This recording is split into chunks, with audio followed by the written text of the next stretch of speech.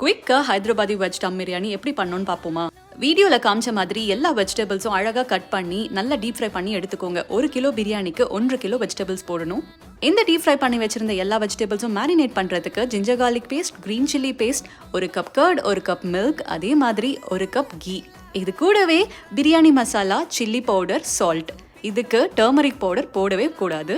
இது எல்லாத்தையும் போட்டு நல்லா மேரினேட் பண்ணி ஓவர் நைட் விட்டாலும் பரவாயில்ல ஃப்ரிட்ஜில், அப்படி 4 hours மேரினேட் பண்ணாலும் பரவாயில்ல. அதுக்கப்புறம் உங்கள் பாஸ்மதி ரைஸை நல்லா ஹாஃப் பாயில் பண்ணி எடுத்துக்கோங்க. எடுத்துட்டு ஒவ்வொரு லேயராக தம் போடணும். ஆர்டிஃபிஷியல் கலருக்கு பதில் குங்குமப்பூவை பாலில் கலக்கி நான் அதை கலருக்கு யூஸ் பண்ணியிருந்தேன். இது அவனில் தான் வச்சு பண்ணணும்னு அவசியம் கிடையாது, கேஸ் ஸ்டவ் மேலேயும் வச்சு பண்ணலாம். யூஸ்வலாக எப்படி தம் பண்ணுவீங்களோ அந்த மாதிரியே இந்த தம் போட்டுக்கலாம். இதுக்கும் முக்கியமான இன்கிரீடியன்ட் என்னன்னு பார்த்தீங்கன்னா ஃப்ரைட் ஆனியன்ஸ் தான். அதை ஃப்ரை பண்ணி ஏற்கனவே வெளியவும் விற்பாங்க, அப்படிலாம் நீங்கள் வீட்லேயுமே ஃப்ரை பண்ணிக்கலாம். அந்த ஃப்ரைட் ஆனியன்ஸை மேலே போட்டுட்டு தம் பண்ணுங்க.